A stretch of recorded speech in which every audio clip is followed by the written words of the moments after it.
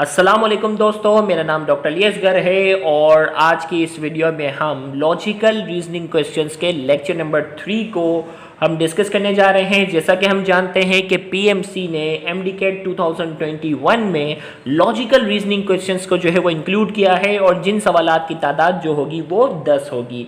तो आज की इस वीडियो में हम इसके लेक्चर नंबर 3 को डिस्कस करने जा रहे हैं, जिसमें लॉजिकल रीजनिंग क्वेश्चंस की 3 बकिया जो वेराइटी रह गई हैं उनको हम डिस्कस करेंगे और पीएमसी ने अपने सिलेबस में उनकी जो जो एग्जाम्पल दी हैं हम उन एग्जाम्पल की बेस पर उस लॉजिकल सवाल को हम सॉल्व करने की भी कोशिश करेंगे।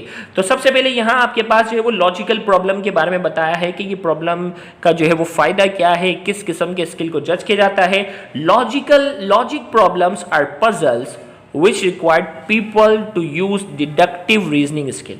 याद रखिएगा, लॉजिक प्रॉब्लम जो होते हैं वो इसमें एक पजल होता है और इसमें इंसान की जो है वो क्या है, डिडक्टिव रीजनिंग को जो है वो क्या किया जाता है, जज किया जाता है। आपको मालूम है एक इंडक्टिव रीजनिंग होती है और एक होती है डिडक्टिव रीजनिंग। डिडक्टिव रीजनिंग में जनरलाइज चीज़ें होती हैं और उन सारी जनरलाइज चीज़ों को समझकर हम एक छोटा सा कंक्लूजन देते हैं, चीज़ों को डिडक्ट करते हैं। Meaning they need to look at different pieces of information, उसमें डिफरेंट किस्म की इंफॉर्मेशन को जो है उन्हें देखना होता है in order to arrive at an answer. और उसके मकसद के तौर पे क्या करना होता है, उस पर जो है वो एक आंसर जो है वो क्या करना होता है, उन्हें प्लान करना होता है। तो अब यहाँ सिंपल क्वेश्चन आपके सामने जो यहाँ है वो इस क्वेश्चन की बेस पर हम देखते हैं। सबसे पहले यहाँ कह रहा है अ लुलाबाई इज अ सॉन्ग। लुलाबाई एक सॉन्ग है या लुलाबी, मगर से ये प्रोनाउंसिएशन पे आप ना करें। नो सॉन्ग इज प्रॉस, कोई भी सॉन्ग जो है वो प्रॉस नहीं है। सम प्रॉसेस आर एपिक्स। अब यहाँ बच्चा सोच रहा होगा सर इसका मतलब तो मुझे नहीं पता, ये नहीं। बेटा मतलब छोड़ दो, मतलब अगर नहीं भी पता तो यहाँ चीज़ों को अंडरस्टैंड करो। अ लुलाबी इज अ सॉन्ग, लुलाबी जो है या लुलाबाई कहते हैं। A lullaby is a song, एक सॉन्ग है। No song is a prose, कोई भी सॉन्ग जो है वो प्रॉस नहीं होता। सम प्रोसेस आर एपिक्स, और कुछ प्रोसेस जो होते हैं वो एपिक्स होते हैं। अब ये सिनारियो है। कंक्लूजन की अगर हम बात करते हैं, सम प्रोसेस आर सॉन्ग। अब देखो यहाँ क्या कह रहा है, नो सॉन्ग इज प्रॉस। कोई सॉन्ग जो होता है, कोई भी सॉन्ग जो है वो प्रॉस नहीं होता। यहाँ क्या कह रहा है, सम प्रोसेस आर सॉन्ग, कुछ प्रोसेस सॉन्ग है। इसमें हमें मिल गया ना, कोई भी सॉन्ग जो है वो प्रॉस नहीं होता। पहला स्टेटमेंट गलत हो गया। आगे सम एपिक्स आर लुलाबीज, कुछ एपिक्स जो होते हैं वो लुलाबीज होते हैं। तो यहाँ क्या कह रहा है, सम प्रोसेस आर एपिक्स, कुछ प्रोसेस जो है वो एपिक्स होते हैं। जबकि आपको मालूम है कि कोई भी प्रोसेस जो होता है वो सॉन्ग नहीं होता और लुलाबी जो है वो एक सॉन्ग है। अगर लुलाबी एक सॉन्ग है और कोई भी सॉन्ग प्रोस नहीं होता और प्रोसेस जो होते हैं वो क्या होते हैं, प्रोसेस जो होते हैं वो एपिक्स होते हैं। तो इसका मतलब जो है प्रोसेस अगर एपिक्स हैं और प्रोसेस कभी भी सॉन्ग नहीं हो सकते तो लुलाबी जो है वो क्या है, एक सॉन्ग है।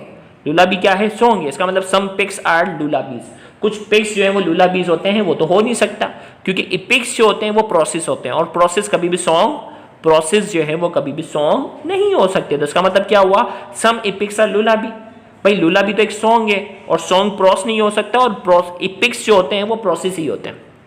तो इसका मतलब क्या हुआ, सम इपिक्स आर लुलाबीज। ये भी गलत हो गया क्योंकि इपिक्स तो प्रॉस होते हैं और लुलाबी तो एक सॉन्ग है और कोई भी सॉन्ग प्रॉस नहीं हो सकता।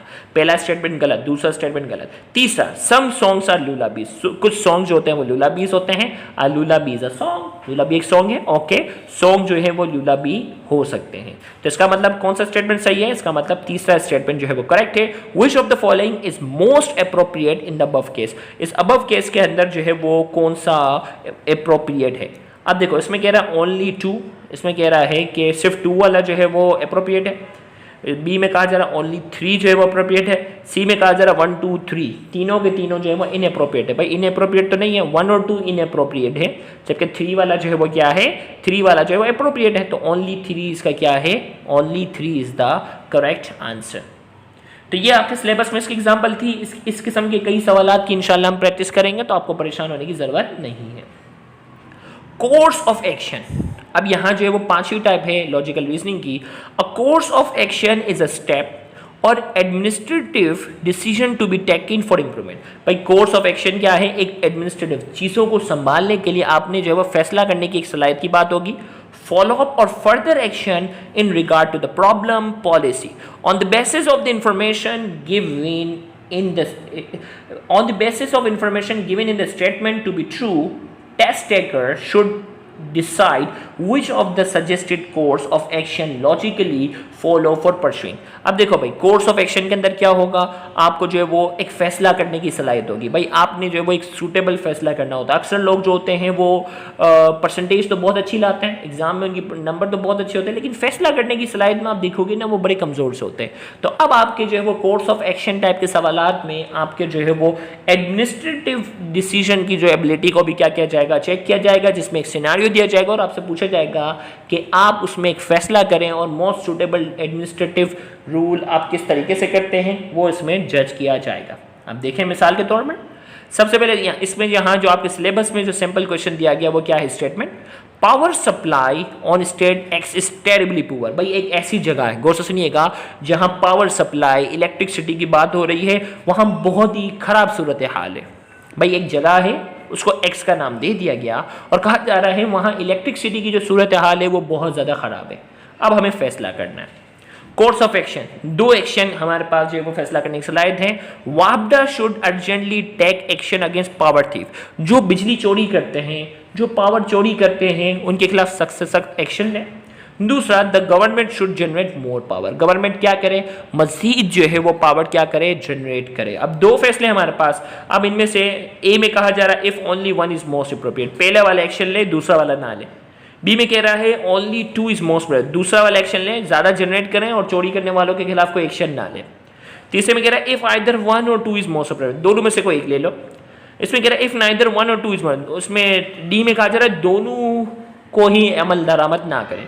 ई में कहा जा रहा है if both one and two are most appropriate, इसमें कहा जा रहा है ई में कहा जा रहा है दोनों पे अमल दरामद करें, बिजली चोरी करने वालों के खिलाफ भी एक्शन ले और साथ ही साथ ज़्यादा से ज़्यादा पावर भी क्या करें, जनरेट करें, तो इस स्टेट की हालत को बेहतर बनाया जा सकता है।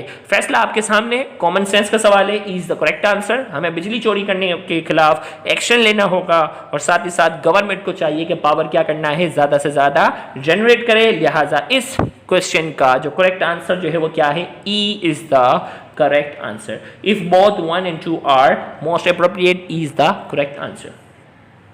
नेक्स्ट हमारे पास जो है वो क्या है, cause and effect. Logical reasoning question की जो छठी टाइप है जो पीएमसी ने अपने सिलेबस में शामिल की है, हम उसको डिस्कस करने जा रहे हैं। Cause and effect is the relation between two things, दो चीजों के दरमियान रिलेशन होता है। When one thing makes something else happen, जिसमें एक चीज की वजह से दूसरी चीज होती है। When examine events, people naturally seek to explain why things happen. जब हम इसके एग्जामिन करते हैं तो हमें पता चलता है people naturally seek to explain, हमें इन चीज़ों को एक्सप्लेन करना होता है किसकी वजह से क्या हो रहा है। This search often result in cause and affecting reason which assert or denies that one thing causes another or that one thing is caused by another। जिसकी हम तहकीक करते हैं और इससे हमें पता चलता है, इससे हमें यह पता चलता है कि एक चीज़ की वजह से दूसरी होती है या फलां चीज़ की वजह से फलां चीज़ नहीं हो सकती। हमें इसमें क्या करना होता है, फैसला करना होता है। अब क्या है, आइए स्टेटमेंट, सिंपल क्वेश्चन है, इसमें दो स्टेटमेंट देंगे और इसके बाद हमें फैसला करना है। Number one, the standard of living of people of the average income group has been rising since the last 2 years। हमें कहा जा रहा है भाई एवरेज इनकम वाले जो लोग हैं ना, उनकी स्टैंडर्ड ऑफ लिविंग में क्या हुआ है, स्टैंडर्ड ऑफ लिविंग में जो है वो पिछले 2 सालों से इजाफा हुआ है। भाई एवरेज इनकम वाले लोग जो दरमियानी इनकम करते हैं, बहुत कम भी नहीं बहुत ज़्यादा भी नहीं, तो उनका जो रहन सहन का जो अंदाज़ है ना, उनका रहन सहन का जो अंदाज़ है पिछले 2 सालों में उनमें एक वाज़े इजाफा देखा गया है, स्टैंडर्ड में इजाफा देखा गया है। दूसरा, Pakistani economy has been showing a significant growth, और पाकिस्तान की जो इकनॉमी है पिछले 2 सालों में उसमें एक अच्छा इजाफा देखा गया। अब हमें फैसला करना है कि 1 की वजह से 2 हुआ या स्टेटमेंट 2 की वजह से 1 हो रहा है। भाई लोगों का स्टैंडर्ड बढ़ गया ना, तो इसकी वजह क्या होगी, पाकिस्तान की इकनॉमी अच्छी हुई ना, तो इसका मतलब 2 की वजह से 1 हो रहा है। पाकिस्तान की इकनॉमी जो है वो पिछले 2 सालों में अच्छी हो रही है और इसकी इकनॉमी अच्छी होने की वजह से एवरेज इनकम वाले जो लोग हैं, एवरेज इनकम वाले जो लोग हैं उनमें क्या हो रहा है, उनकी स्टैंडर्ड ऑफ लिविंग में क्या हो रहा है, इजाफा हो रहा है। यही है ना बात। ऐसे तो नहीं कि एवरेज इनकम वाले लोगों ने अपने स्टैंडर्ड को बढ़ा दिया जिसकी वजह से पाकिस्तान की इकोनॉमी क्या हो गई, बढ़ गई। ऐसा तो नहीं हो सकता। पाकिस्तान की इकोनॉमी में सिग्निफिकेंट ग्रोथ हुई है जिसकी वजह से एवरेज इनकम वाले जो लोग हैं उनकी स्टैंडर्ड ऑफ लिविंग में क्या हुआ है, इजाफा हुआ। यही है। Okay, number 1, statement 1 is the cause and statement 2 is it's affect. Statement 1 जो है वो क्या है, वजह है, और स्टेटमेंट 2 इसका इफेक्ट है। नहीं भाई, स्टैंडर्ड हम एवरेज इनकम वालों को कैसे बढ़ेगा, नहीं। Number 2, statement 2 is the cause, statement 2 cause है, स्टेटमेंट 1 इज इट्स इफेक्ट। बिल्कुल, स्टेटमेंट 2 वजह है, इकोनॉमी में इजाफा हुआ है तभी स्टैंडर्ड बढ़ा। बिल्कुल सही। C, both the statement 1 and are independent. ये कह रहा है कि 1 और 2 का एक दूसरे से कोई ताल्लुक नहीं है। नहीं, ऐसा नहीं है, ताल्लुक हो सकता है। D, both the statement 1 and 2 are affect of independent causes. यहां ये कह रहा है कि स्टेटमेंट 1 और स्टेटमेंट 2 जो है वो इंडिपेंडेंट कॉजेस हैं, अपनी अपनी उससे है, इसका कोई ताल्लुक नहीं है। नहीं, ऐसा भी नहीं है, ताल्लुक हो सकता है। E, both the statement 1 and 2 are affect of some common cause. भाई ये दोनों कॉमन कॉज की वजह से, नहीं ऐसा नहीं है। तो इसमें क्या है, स्टेटमेंट 2 जो है वो वजह है। भाई इकोनॉमी बढ़ती है तो मुल्क के लोगों का हालात क्या होते हैं, बेहतर होते हैं। तो statement 2 is the cause and statement 1 is the effect. तो इसका करेक्ट आंसर हमारे पास क्या हो गया, B is the correct answer. तो इसके साथ ही जाकर लॉजिकल रीजनिंग क्वेश्चंस जो है वो पीएमसी ने अपने सिलेबस में जो इंक्लूड किए हैं वो हमने मॉडल पेपर को डिस्कस किया। इंशाल्लाह आने वाले लेक्चर्स में हम लॉजिकल रीजनिंग क्वेश्चंस की कई एग्जाम्पल को डिस्कस करेंगे। तो उन तमाम लेक्चर्स को देखना मत भूलिएगा और इन लेक्चर्स को ज़्यादा से ज़्यादा अपने दोस्तों तक भी शेयर कीजिएगा। Thank you very much. अल्लाह हाफिज़।